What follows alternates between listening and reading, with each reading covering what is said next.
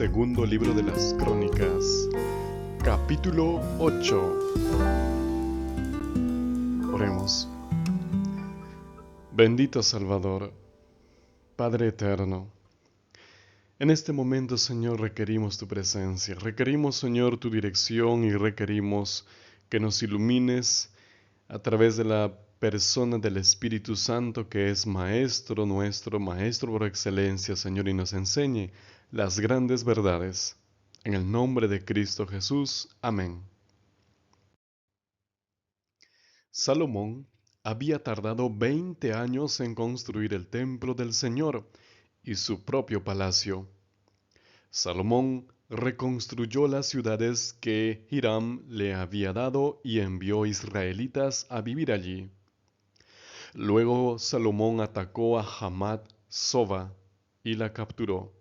Edificó Tadmor en el desierto y también construyó todas las ciudades almacén de Hamat.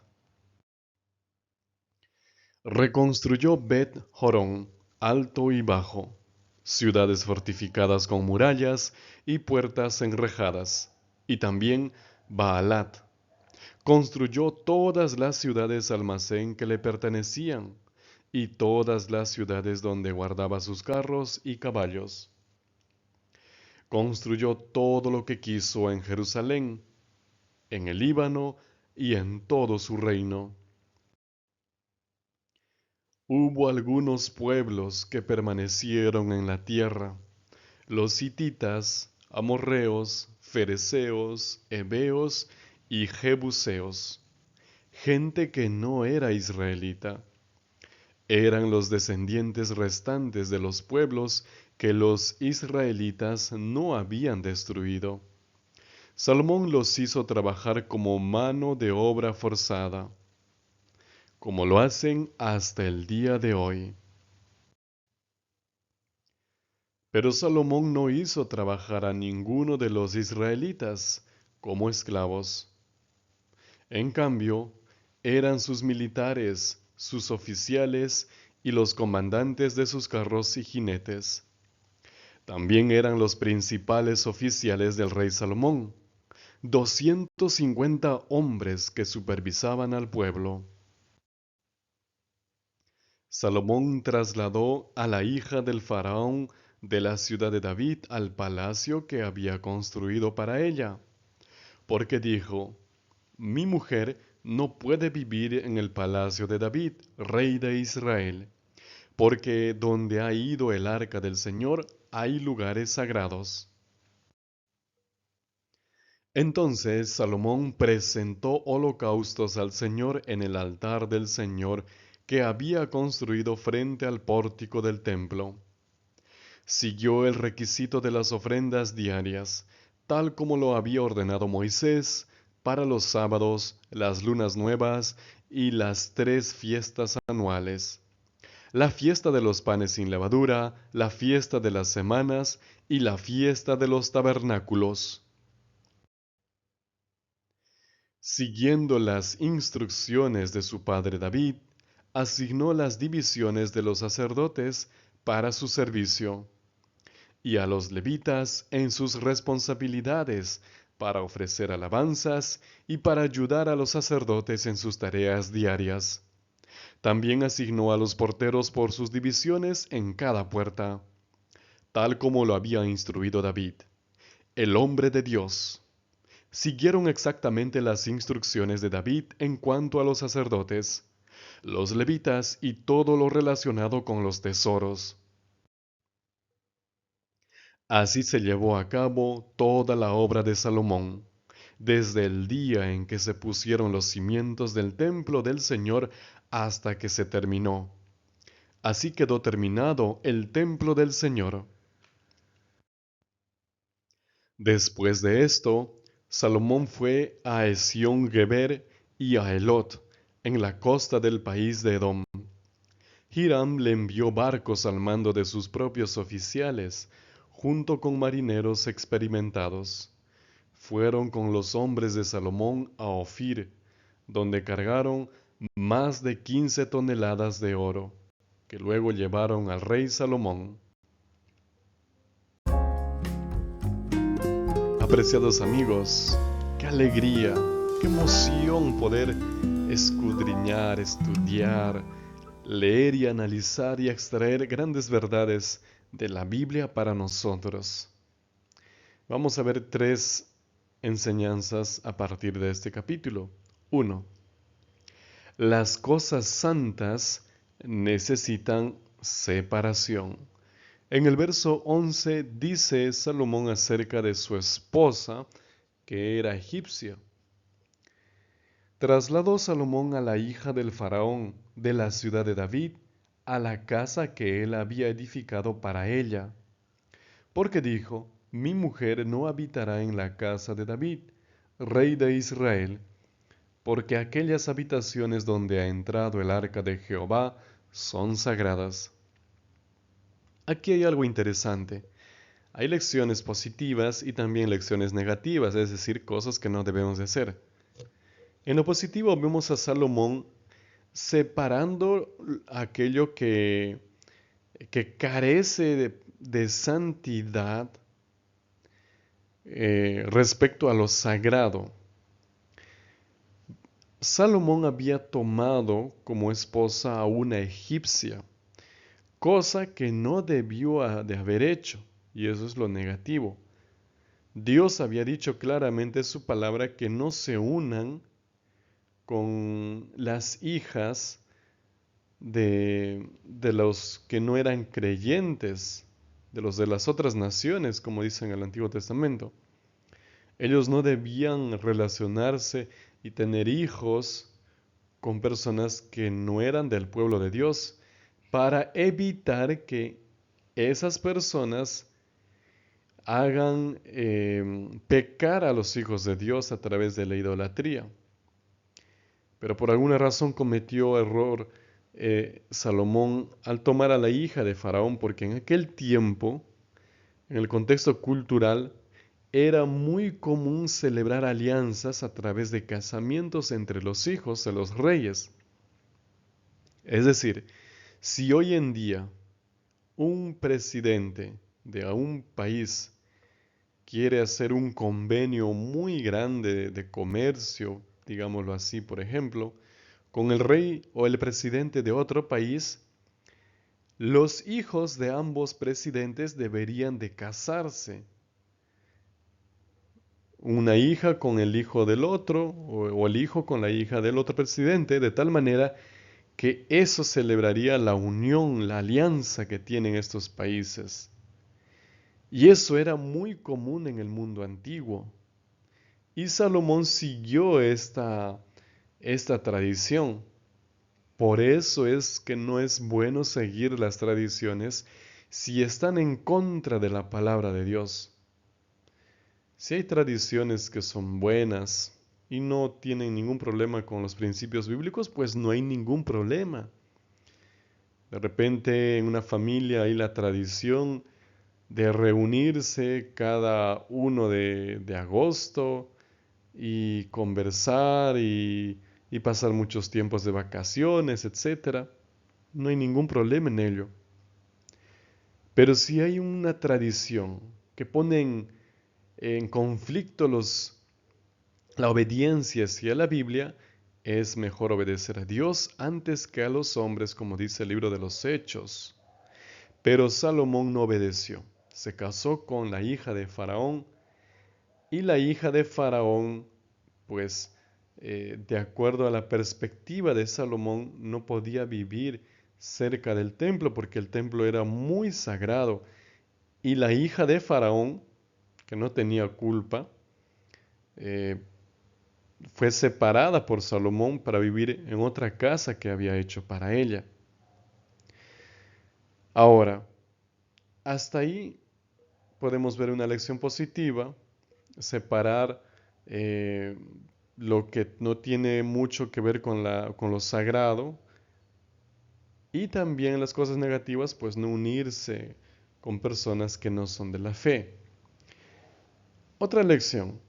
Salomón lamentablemente empezó así su camino hacia la apostasía. Más adelante tomó más mujeres de otros países, de otros reinos y también de su propio pueblo, muchísimas. La Biblia registra que tuvo 300, 300 concubinas y 700 esposas, es decir, 1000 mujeres.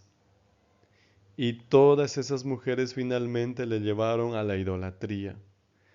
Al sabio rey Salomón, que sabía qué era lo bueno y qué era lo malo, y así llevó a la apostasía y el reino se quebró. Por tanto, no permitamos que el pecado nos arruine nuestros planes. Pon freno al pecado lo más antes posible, antes que sea tan tarde. Por eso Salomón escribió el libro de la Eclesiastés. Por eso, querido amigo y querida amiga, evitemos que el pecado avance en nuestras vidas. Separemos lo santo de lo que no es santo. Mantengámonos en comunión con el Señor en santidad. Vamos a la enseñanza número 2. Lo mejor que puedes ofrecer a Dios es tu corazón, para que Él lo transforme. En el versículo número 12 dice: Entonces ofreció Salomón holocaustos a Jehová sobre el altar de Jehová que él había edificado delante del pórtico. Salomón edificó muchos holocaustos en aquel altar muy grande que habían construido.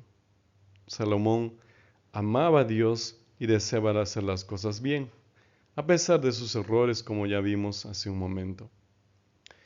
Lo mejor que tú puedes hacer para ofrecer un sacrificio al Señor en este tiempo tal vez no va a ser un holocausto de carne y hueso, es tu propia vida. Como aquel canto que dice, cuando un viajero estuvo mirando cómo otros daban, él quería dar lo mejor y solamente dijo: te doy mi pobre corazón.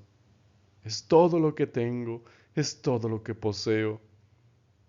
Y el Señor pues te aceptará. Por eso el libro de Proverbios dice: Hijo mío, dame tu corazón. ¿Para qué querría un corazón egoísta, Dios? ¿Para qué querría un corazón herido, resentido, un corazón con orgullo, un corazón con envidia, un corazón marchitado y golpeado por la vida? Él quiere para darte un nuevo corazón. Como dice el libro de Ezequiel: les quitaré el corazón de piedra y les daré un corazón de carne. Para eso Él te pide tu corazón. Por eso lo mejor que puedes hacer es entregarle tu vida entera. Tal vez estoy hablando a alguien que aún no entregó su vida al Señor y está dudando. Entrégale tu corazón y Él se va a encargar de transformar tu vida. Por eso, lo mejor que puedes hacer es ofrecer tu corazón, tu vida al Señor. En tercer lugar, queridos amigos, todo buen proyecto necesita una buena planificación.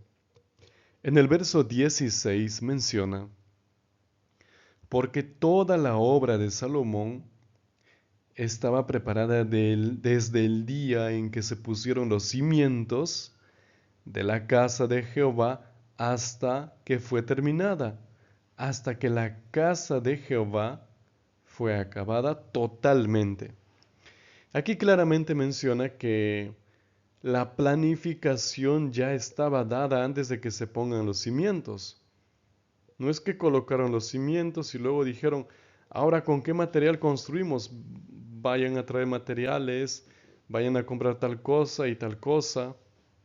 No, ya estaba preparado, ya estaba hecho los planos, todo estaba listo. Lo único que faltaba era construir. Por eso, ya que todo estaba preparado, era más fácil poner en marcha el proyecto y no permitir que por alguna circunstancia se detenga a medio construir. Por eso, cada vez que hagas un proyecto, evalúa, piensa, ahorra, ve lo mejor, Ve los métodos, las estrategias, los estudios y manos a la obra y marcha adelante.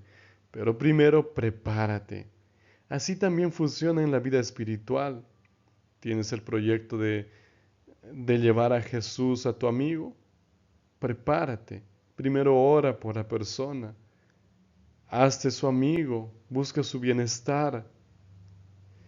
Preséntale a Jesús finalmente luego de buscar su confianza, de hacerle mucho bien. Puedes decirle como Jesús, sígueme. Y la persona va a seguirte.